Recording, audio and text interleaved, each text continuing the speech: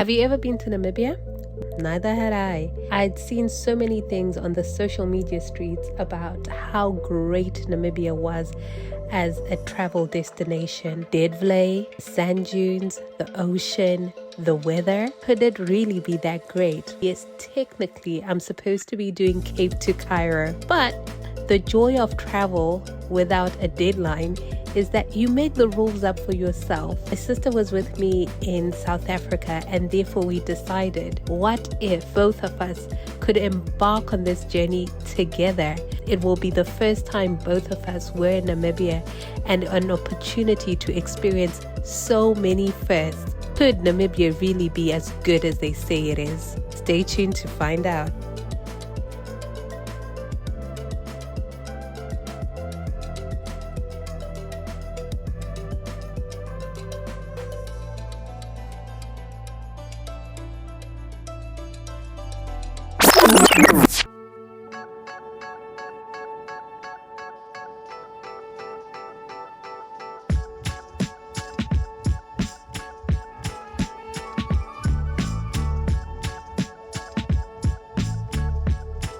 Namibia has a population of 3 million people. We decided to start our journey off in Walvis Bay because it has been reputed to have lots of activities for visitors to do. The population of Walvis Bay is only 63,000 people. We decided to stay at a guest house called Desert Dreams. This was some really cool accommodation that offered kitchen facilities, which I always love to choose whenever I have the option. We decided to go for a walk to get a feel of our new area and get some groceries or food to eat. Is that improvise? They got to sing in my plates. They got to sing in my plates.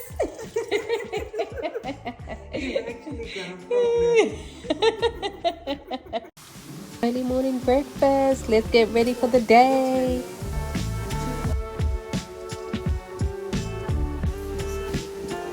After breakfast, we did a lot of admin-y type things off camera. We went to get a SIM card. We went to get a rental, and we also booked some activities for the following day. And then afterwards, we just went on a walkabout around Walvis Bay.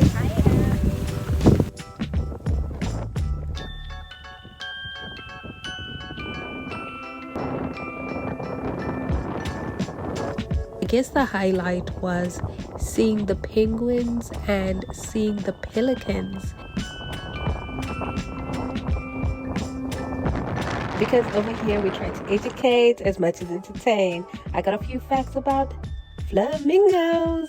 Also because I couldn't stop looking at these flamingos, and I thought I'd share some information about them just so that I can show you more of this footage. Anyway, the greater flamingo and lesser flamingos are the two types of flamingos that you find in Namibia.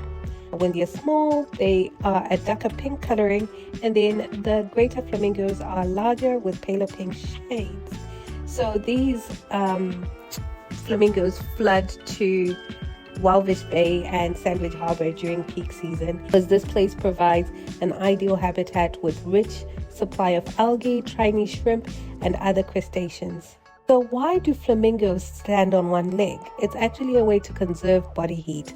By tucking one leg up, they keep more warmth in their body, which can especially be helpful in Namibia's coastal winds. And man, was it windy. You are ever in Namibia and in Walvis Bay, please do go down to the lagoon and check out the flamingos. My sister and I were there for a very long time, and as you can see, we went back again and again. But my thought was, when else would I see this?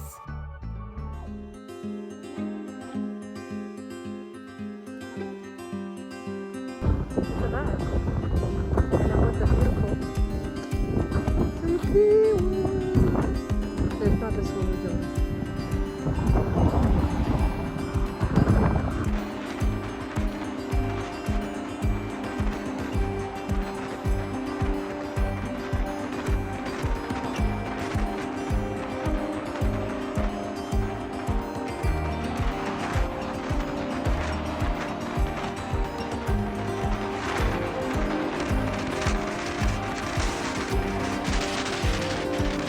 also got to see pelicans, and I was so curious about these beautiful little birdies.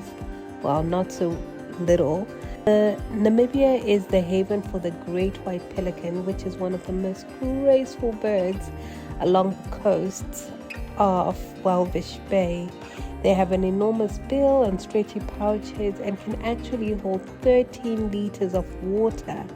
They use them like fishing nets to scoop up fish from the lagoons and wetlands. Pelicans are social birds, often seen in groups called pods, and in Namibia they rely on the protected coastal areas for feeding and nesting. Keep an eye out for these majestic birds as they play a vital part in Namibia's coastal ecosystem.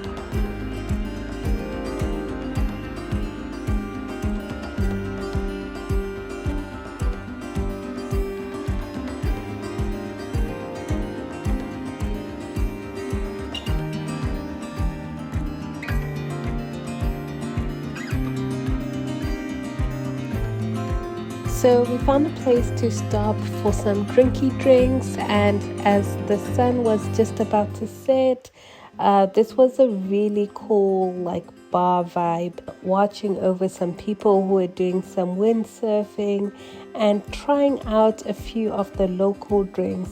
Can't remember what shots these were, but they had interesting Namibian names, and so we just had to do it. And then had the local brew, as I always try to, before going off to have dinner. Overall, it was a good first day in Walvis Bay in Namibia, and I was excited. What else did Namibia have in store for us?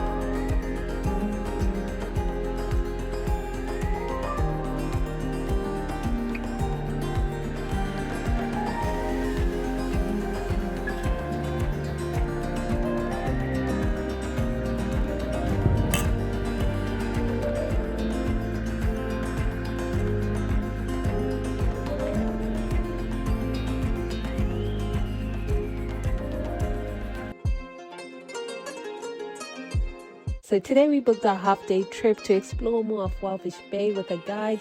Close to Walvis Bay, they have a few salt pans where they produce salt. And for some reason that I don't fully understand, the water is pink.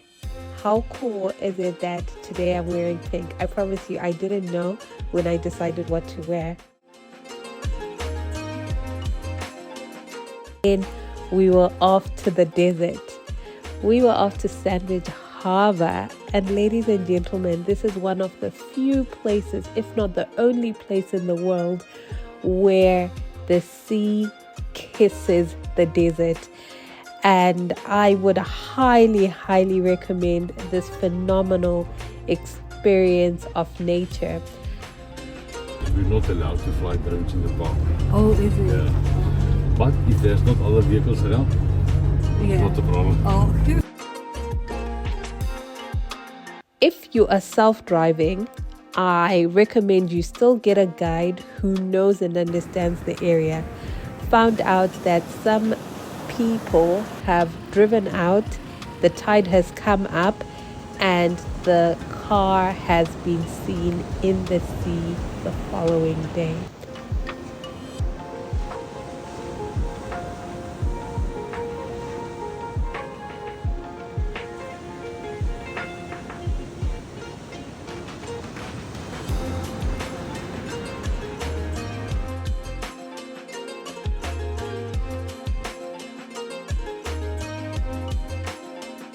Tapiwa and I had lots of fun just exploring.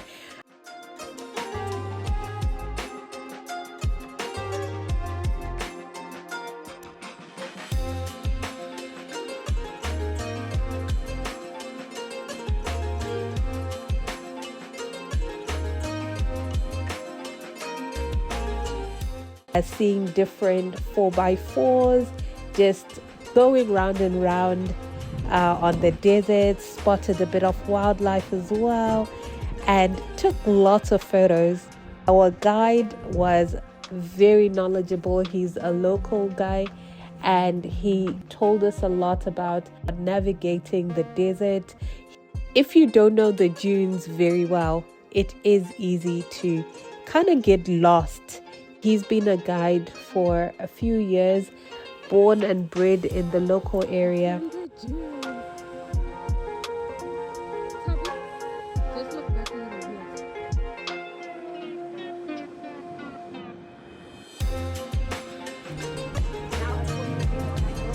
Yeah.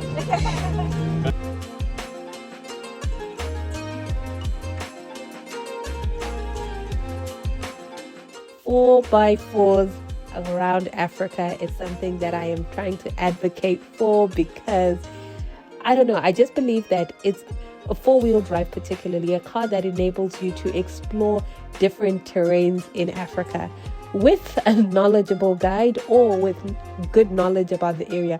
Always ask.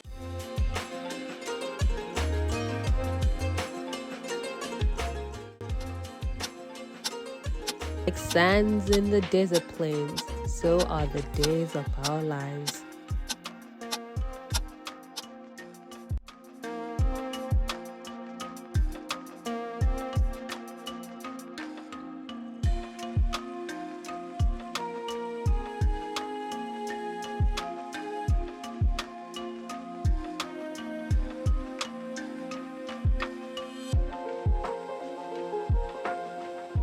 Another thing is we had a very lovely, I would say, late breakfast, early lunch on the desert, and drinks were pouring.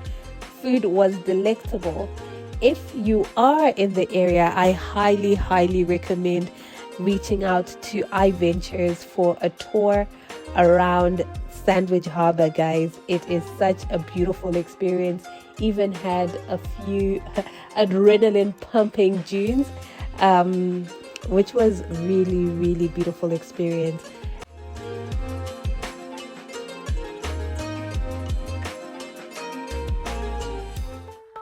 Get you a 4x4, a car that will take you in any terrain.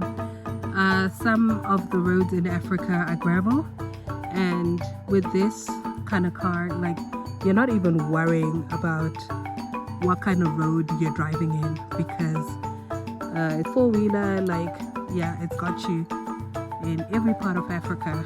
And J&S Car Rental in Namibia were the actual plug.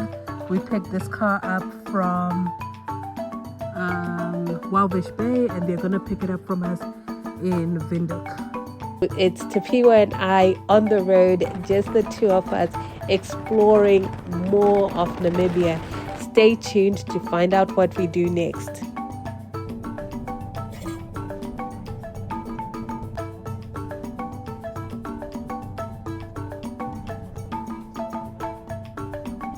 Our next stop was Sesrem. This was going to be our base as we explored Dead Flay, Big Daddy June, June 22, June 45, Big Mama June. Okay, maybe I'm making some of those June names up, but stay tuned for the next episode to see our time in the Walvis Bay region of Namibia.